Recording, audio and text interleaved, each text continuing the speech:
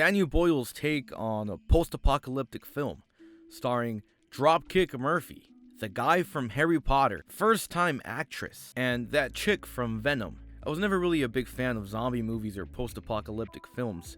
Oftentimes I felt the plotline was just overused and I would see it over and over again in different kinds of movies. But I think that the way that 28 Weeks Later approached the movie and executed the post-apocalyptic genre made it a really fascinating movie to watch and a really fun time. I wonder if it was actually the first post-apocalyptic movie to create all of these movie tropes that you see in all these other zombie movies.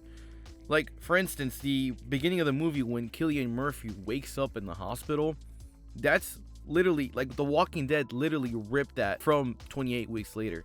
They ripped off of that movie. You know, to be honest, I'm not even sure if they're ripping off of 28 Days Later or if 28 Days Later is ripping off of some movie. Like, for instance, I know that the George A. Romero's movies were the first zombie movies and are the ones that everyone goes back to as, like, the original post-apocalyptic zombie movies. I wonder if the movie tropes that I see now in zombie movies, they were influenced by that original movie. Regardless, I think that 28 Days Later does the genre right, and it's refreshing to see. Most of this movie was shot on a digital camera, like with those little, camcorders, I think, or a DSLR, and it was a movie that was shot in 2002, so the quality of those cameras aren't as good as the ones we have now.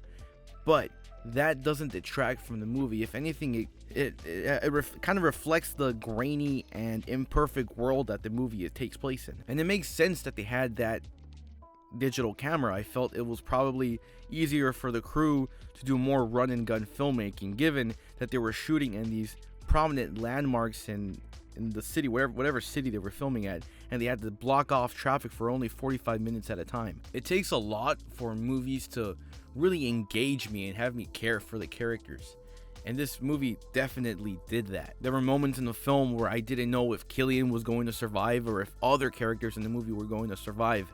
There's a scene where he takes too many drugs and he realizes he's alone, that the other characters abandoned him, and he freaks out, and I was like, oh shit. And when you're on your own, you probably won't survive. He didn't have any survival kits with him, any food, any weapons. Or the scene where Cillian Murphy goes full on Rambo and starts killing the shit out of all those army people. I didn't think he was going to survive. There's lots of twists and turns, and it's not like a Marvel movie or a Star Wars movie where you know that certain characters are going to survive or going to be brought back to life.